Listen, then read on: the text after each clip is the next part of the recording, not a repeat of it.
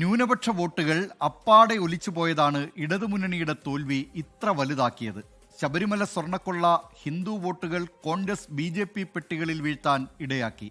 2019 ലോക്സഭാ തെരഞ്ഞെടുപ്പിലേതുപോലെ ശബരിമല സ്വർണ്ണക്കൊള്ള ആ വിവാദത്തിന്റെ മുഖ്യ ഗുണഭോക്താവ് കോൺഗ്രസായി എന്നതാണ് ശ്രദ്ധേയം. വർഗീയതയ്ക്കെതിരെ സന്ധിയില്ലാ നിലപാട് എന്ന് പ്രഖ്യാപിക്കുമ്പോഴും സാമുദായിക വോട്ടുകളിൽ CPIM എക്കാലവും കണ്ടുനട്ടിരുന്നു.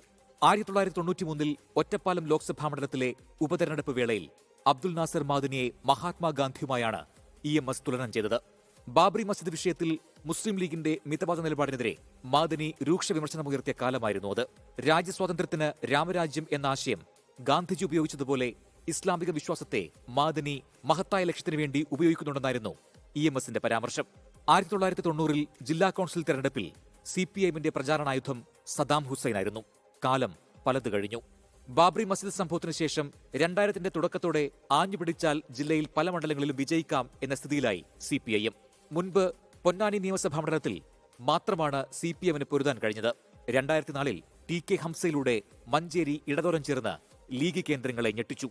പിന്നാലെ നിയമസഭാ തെരഞ്ഞെടുപ്പിൽ കുറ്റിപ്പുറത്ത് PK കുഞ്ഞാലിക്കുട്ടിയും മങ്കടയിൽ MK മുനീറും തോറ്റു. വർഷങ്ങൾക്കിപ്പുറം ലീഗിനെ LDFനൊപ്പം നിർത്തുമെന്ന പ്രചാരണവും സജീവമായി. 2019 ലോക്സഭാ തെരഞ്ഞെടുപ്പോടെ ലീഗ് മോഹം CPIM ഉപേക്ഷിച്ചു. ശബരിമല യുവതീ പ്രവേശന വിവാദത്തിന് പിന്നാലെ നടന്ന തെരഞ്ഞെടുപ്പിൽ LDF തോറ്റമ്പി.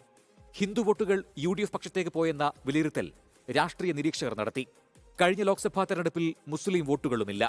ഒപ്പമുണ്ടായിരുന്ന ഈഴവ വോട്ടുകൾ BDJS വഴി BJPയിലേക്കും എത്തി എന്ന വിലയിരുത്തലുണ്ടായി.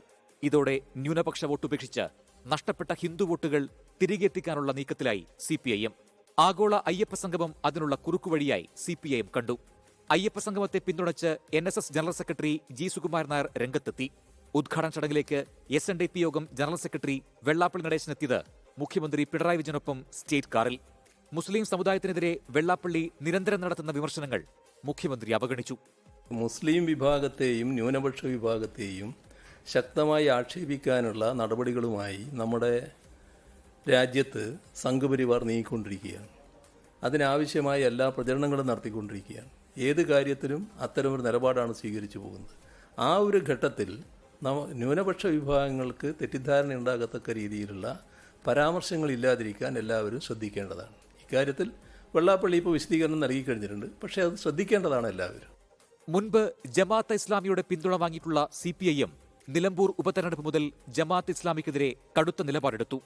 ന്യൂനപക്ഷ വർഗീയതയ്ക്കെതിരെ മുഖ്യമന്ത്രി ഉൾപ്പെടെ CPIMന്റെ പല നേതാക്കൾ നടത്തിയ പരാമർശങ്ങൾ ന്യൂനപക്ഷ വോട്ടുകളുടെ ഏകീകരണം LDFനെതിരാക്കി. ക്രൈസ്തവ വോട്ടുകൾ UDFിലേക്ക് തിരിച്ചെത്തി.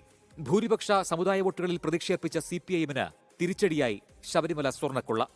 പോറ്റിയേ കേറ്റിയേ സ്വർണം ചെമ്പായി മാറ്റിയേ സ്വർണ്ണപ്പാളികൾ മാറ്റിയേ ശാസ്താവിൻ കനവൂറ്റിയേ സ്വർണം കട്ടവനാരപ്പ സഖാക്കളാണേ അയ്യപ്പ ലോഹം മാറ്റിയതാരപ്പ സഖാക്കളാണേ അയ്യപ്പ പോറ്റിയേ കേറ്റിയേ സ്വർണം ചെമ്പായി മാറ്റിയേ. ഇത്തരം പ്രചാരണം വിശ്വാസികളെ സ്വാധീനിച്ചു. ഹൈന്ദവ വോട്ടുകളേറെയും UDF പക്ഷത്തേക്ക് ചാഞ്ഞു. സാമുദായിക പ്രീണനം ഇടതുമുന്നണിക്ക് ഗുണകരമാകില്ലെന്നാണ് സമീപകാല തെരഞ്ഞെടുപ്പ് ഫലങ്ങൾ തെളിയിക്കുന്നത്. 1987 ഇടതുമുന്നണി കേരളത്തിൽ അധികാരത്തിലെത്തുമ്പോൾ വർഗീയ കക്ഷികളുടെ പിന്തുണ നേടാത്ത വിജയം എന്നായിരുന്നു അന്ന് നേതാക്കളും പ്രവർത്തകരും ഊറ്റം കൊണ്ടിരുന്നത്. Political desk 24. പൊതുജനം കഴുതയല്ല സാർ. ലോകത്തെവിടെയായാലും ഏത് സമയത്തും 24 വാർത്തകളും ഓഗ്മെന്റഡ് റിയാലിറ്റി പാക്കേജുകളും എക്സ്പ്ലെയിനറുകളും വിശദമായി കാണാൻ ഞങ്ങളുടെ YouTube ചാനൽ നിങ്ങൾക്ക് സബ്സ്ക്രൈബ് ചെയ്യാം.